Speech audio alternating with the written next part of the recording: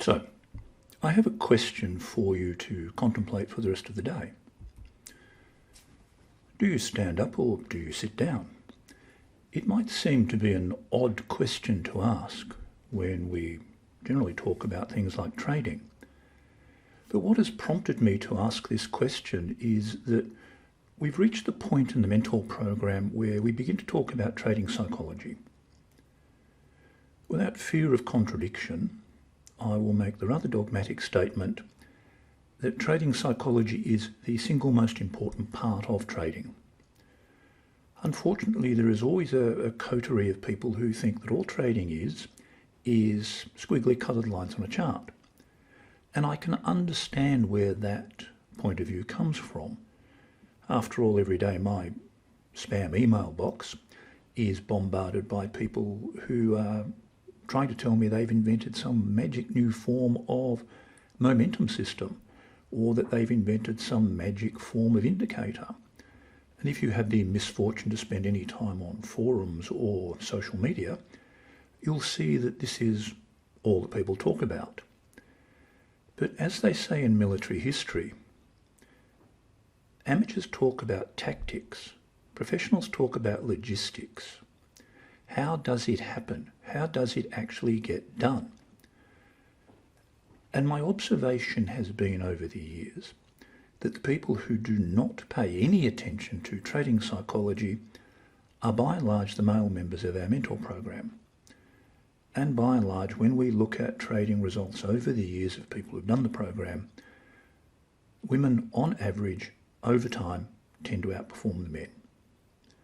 And so with this in mind, I dug out a few resources that I've had kicking around and thought I would go through and see if I can elucidate some of the reasons as to why this might be. Some of the early work for this sort of investigation has actually come from Brad Barber and Terence O'Dean. And they had a seminal paper called Boys Will Be Boys, Gender Overconfidence and Common Stock Investment. These two researchers had a phenomenal advantage in that they've been able to look at vast numbers of stockbroking accounts. So they've been able to look at the actual returns of people who trade. But not only that, they've been able to dissect that by gender, so they're capable of generating a whole raft of interesting little metrics. And the first one of which they came out with was that men are more overconfident than women. Men trade more frequently than women, some 45% more. And this has been my observation over the years as well. Men earn lower returns than women, on average about 1% per annum. That might not seem to be much, but when you drop that into a compound interest calculation, over 2 or 3 decades that becomes a substantial amount. And the reason for this is probably linked to the earlier reason of men trading more. The more you trade, the more friction you introduce into a system. There's a few ways of making systems more profitable. The first is reduce friction. And friction in terms of cost, in terms of turnover, in terms of slippage, but also in terms of opportunity cost. Male traders have this tendency to have this desire to be in the action. They simply want the turnover. That's all they want. When these results are broken down further,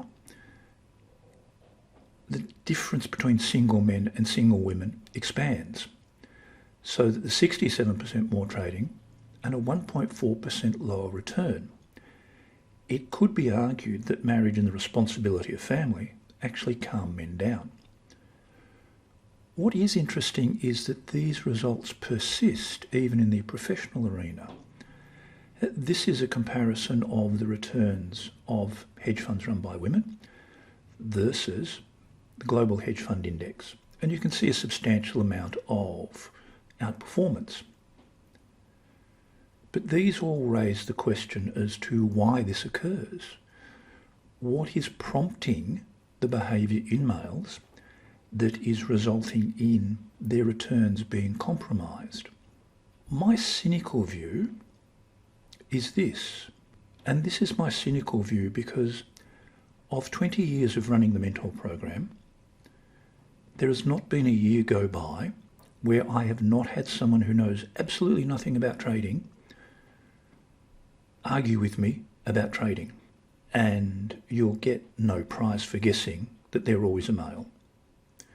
There is something within the male psyche that prompts this sort of behaviour, this combative silliness. But the question is, what is it? And intriguingly, this is a field of somewhat fertile study. And I came across this study several years ago. And it's about the notion of hedge funds who seek sensation, who seek excitement. And they found something very interesting. They found that sports car driving hedge fund managers underperform their non-sports car owning counterparts by 2.92% per annum, almost 3% per annum, which is a substantial difference. And whilst this is a demonstration of accessory behaviours, it's not really an answer. The answer in and of itself is probably tied up within the notion of testosterone. This is an interesting little study, and it looks at facial width to height ratio. Literally, do you have a big melon? Generally, if you have a big melon, it's the sign of early and high testosterone exposure. And what was found in this study was that hedge fund managers who exhibited this characteristic, that is the characteristic of high testosterone, were not only sensation-seeking as we saw before, but they exhibited greater operational and downside risk. They were more susceptible to fire sales, and they preferred lottery-like stocks, and they failed more often. But intriguingly, they were high earners. And they were high earners because of the aggressive marketing of their firm. Remember how firms are paid.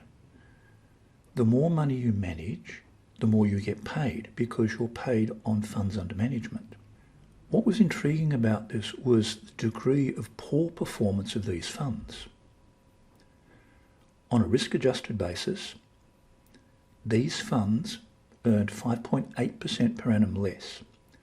And these results are not explained by the size of the fund's age, or liquidity constraints. It is simply that the funds do worse. So that raises the question of how do you deal with this as a male investor? How do I deal with it? The answer in part, I think, can be found, or at least for me, in my background. I consider Aikido to be probably among the worst martial arts out there. But it has a key concept that is enormously valuable for trading. It is the notion of flow. You see, when you engage the market, you're engaging in an asymmetric contest. It doesn't matter how big you think your perception of your own manhood is, the market is always bigger and will always be bigger. So you need to treat it as a form of asymmetric warfare. You cannot stand there and go toe-to-toe with the market. To do so is foolish, and I've lost count of the number of times over the years that I've seen people do that. And in many ways, this comes back to a discussion we had last week about the notion of what is your vision of the market, what is your metaphor, what is your idea. Metaphors that have the notion of flow or acceptance are much more successful than those that are combative. And if we return to this little study, if we have a look at what this one says, note where the failures are. The failures are in downside risk. So these people become risk-seeking at the wrong time. They're susceptible to fire sales. They trade very, very, very high-risk instruments. And they fail more often. These are all the hallmarks of a very poor trader. They're doing exactly the opposite of what they should be doing. And they're doing exactly the opposite of what they should be doing because, to summarise, little head is doing the thinking for big head. So the question remains, how do we solve this? What is a mechanism that you can put in play to deal with this? And it is simple. You introduce a pause. Back 1,000 years ago, when I was at university, I worked in various clubs, pubs, whatever, as a doorman, as a bouncer. And one of the things I did note was that people who were very good at working doors seemed to have more time than everybody else. And it was not more time to be involved in the conflict. They just seemed to have a pause in their actions.